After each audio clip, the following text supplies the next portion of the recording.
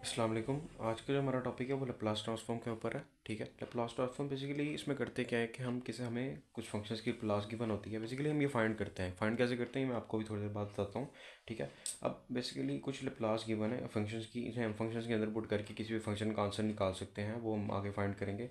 पहले कुछ लैप्लास देख लें। जैसे फंक्शन कोई भी अगर एक सिंपल कॉन्स्टेंट फंक्शन है तो उसकी लैप्लास 1/s होती है। ठीक है, तो अब आ जाते हैं कोई किसी वेरिएबल पर। जैसे वेरिएबल, अगर कोई भी वेरिएबल एक्स है, एक्स की पावर 1 है, तो उसकी लैप्लास हमारे पास होती है बिल्कुल ऐसे ही कि 1/1 का factorial divided by S of 1 + 1। ठीक है, तो क्या बनेगी, मतलब कि अगर एक्स एस का अगर एक्स की अगर हम लैप्लास फाइंड करते हैं तो वो बनेगी 1/s²। ठीक है, तो तकरीबन इसी तरह ही हम चीज़ों की लैप्लास फाइंड करते हैं। ये कुछ लैप्लास गिवन है। अब हम बेसिकली फाइंड करते हैं कि बेसिकली ये देखते हैं कि लैप्लास फाइंड कैसे करते हैं। तो उसके लिए हमारे पास एक फार्मूला यूज़ होता है जो कि ये गिवन है। किसी भी फंक्शन की लैप्लास फाइंड करनी है तो वो e(-st f(t) और उस वेरिएबल का डिफरेंशियल ये इंटीग्रेशन उसकी। ठीक है, तो इस तरीके से हम किसी फंक्शन की लैप्लास फाइंड कर सकते हैं। तो यहाँ पर आगे फाइंड करते हैं।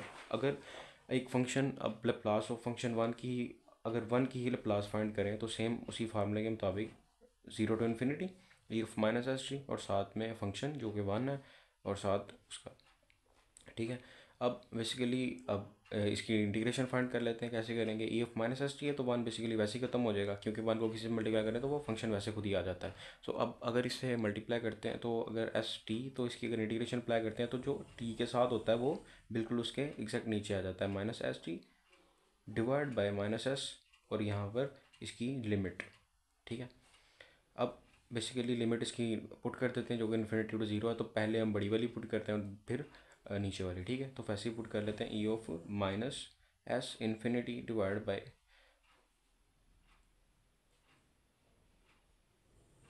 दो दरमियान में माइनस आता है, e(-s0 डिवाइड बाय -s। ठीक है, तो ये पूरा इसकी वजह से ये पूरा जो हो जाएगा वो ज़ीरो माइनस e(-ज़ीरो), तो ये ज़ीरो ही हो गया एकदम, -s। ठीक है, ज़ीरो माइनस ई की पावर किसी भी वेरिएबल या किसी भी चीज़ की पावर जब ज़ीरो होती है तो उसे हम 1 लिखते हैं, 1/-s। ठीक है, तो माइनस माइनस प्लस, तो ये फंक्शन की प्लस आ गई 1/s। जैसे कि पीछे गिवन था जो मैंने एक फंक्शन भी आपको दिखाया था, उसमें 1 की प्लस 1/s होती है, तो जो कि हमें आ गई है अब।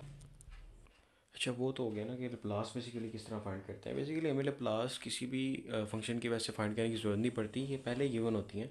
अब मैंने बस आपको समझाने के लिए बताया कि बेसिकली किस फॉर्मूले से हम कैलकुलेट करते हैं। अब सिंपल जब हमारे पास मौजूद है तो हम एक क्वेश्चन सॉल्व कर लेते हैं जो कि लैप्लास के मतलब है। जैसे लैप्लास ऑफ 1 + 5t।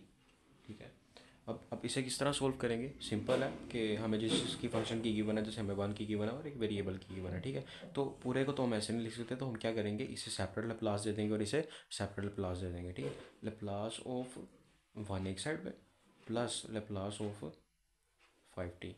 ठीक है, तो अलग अलग गिवन की अब हमें पता है कि भाई जो हमारे पास 1 है उसकी लैप्लास क्या होती है 1/s। ठीक है, तो लैप्लास टी की गिवन है, 5t की नहीं गिवन, तो 5 एक कांस्टेंट है। ठीक है, तो कांस्टेंट को हम क्या कर लेते हैं, फंक्शन से बाहर निकाल लेते हैं, तो लैप्लास से ये बाहर आ जाएगा और ये टी आ जाएगा। ठीक है, 1/s+5 हमें पता है कि किसी भी वेरिएबल की जो सिंपल वेरिएबल फंक्शन है तो उसे पावर के मुताबिक ही उसकी ये होती है 1 + 1/s²। ठीक है, तो 1/s+5/s², तो ये हमारा आंसर आ गया। सिंपल इस तरह किसी भी क्वेश्चन को हम लैप्लास के तरीके से सॉल्व करते हैं। ठीक है, अब आ जाते हैं एक और क्वेश्चन देख लेते हैं। जैसे एक क्वेश्चन है Laplace of 4e-3t -10 sin 2t। ठीक है, उसी तरह ही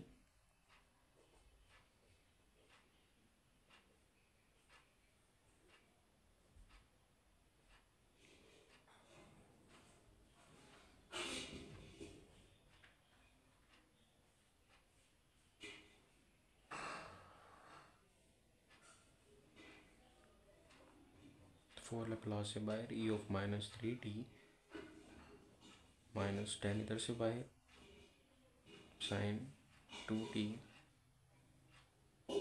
ठीक है, तो ई ऑफ जो -3t की है, जो कि हमने देखा था 1/s माइनस माइनस में है तो हमेशा प्लस आ जाता है, अगर यहाँ पे प्लस हो तो वो फिर माइनस में चली जाती है। ठीक है, 4 1/s+3 -10 साइन 2t की जो हमारे पास लाप्लास होती है वो होती है कि ये इसे हम के लेट करते हैं, जैसे साइन के टी है इज इक्वल टू ये हमारे पास लाप्लास आती है के डिवाइड साइन यहाँ पे 2t है तो के डिवाइडेड बाय